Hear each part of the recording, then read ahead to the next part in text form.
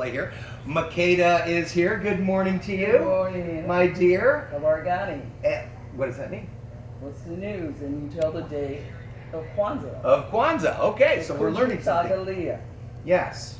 And you brought Tukufu with you. Yes. He is here. Good morning. Good morning. And happy Kwanzaa to you. Happy Kwanzaa to you. It's good to be here. And it's great to see you guys. So we're going to get to some of these things you have on the table in a minute. But for the folks at home who still may not know what Kwanzaa is, well, tell the folks.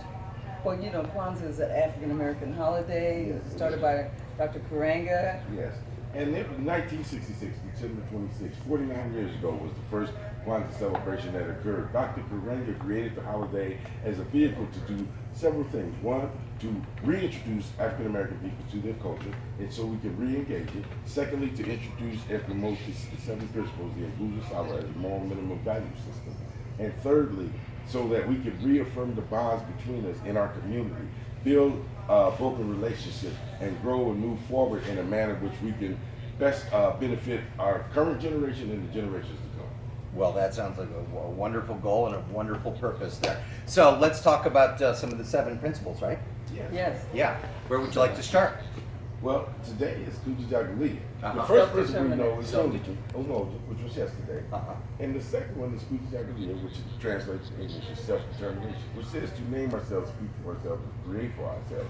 So as a people who came through oppression, who are now liberating themselves, whether it's in the realm of politics, criminal justice system, education, or as a theme for this year at the WorldBeat Center is liberation through purification on the health tip, and detoxing ourselves from any type of problematic issues we may have, behavior, emotional cycle, so that we can grow to be a healthier and happy people. We have more diabetes, more high blood pressure, and we're killing ourselves more than police are killing ourselves. So it's very important to talk about detoxing from within and without. So it's very important, in fact, to liberate our people through purification. So we have a great speaker, Queen Afua, and she's Erica Badu's health guru. She'll be there the 29th and 30th.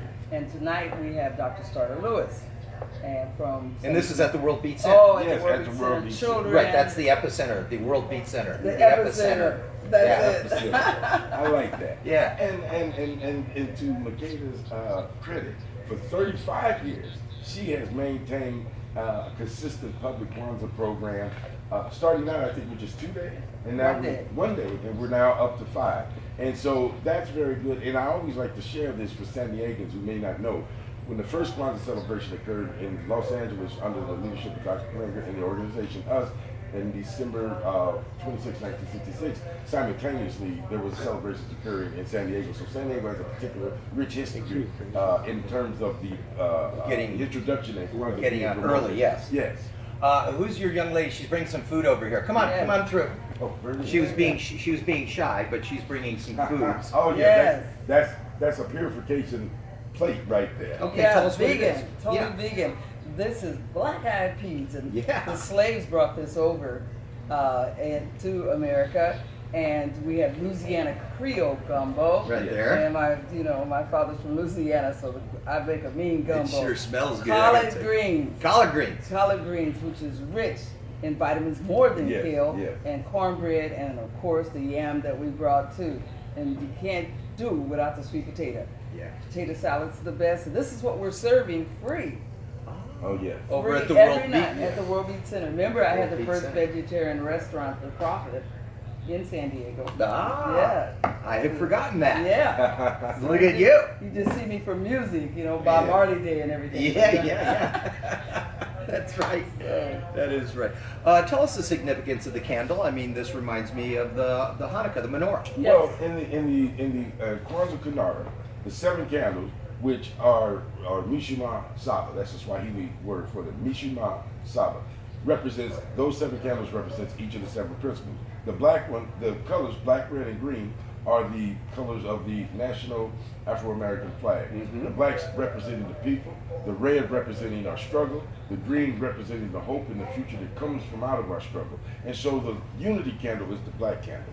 And then to the left, you have, pardon me, to my right, you have the red ones, which represent today, Kujichagulia. Then we would like tomorrow, Ujima.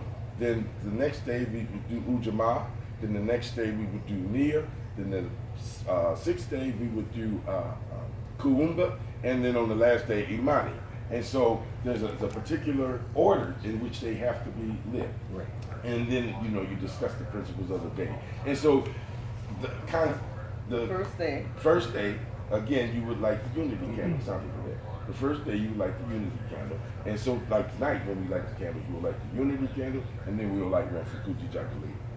So we can run down the Self-determination. Yes, self-determination. And then the remaining principles again is Ujima, which is collective work and responsibility.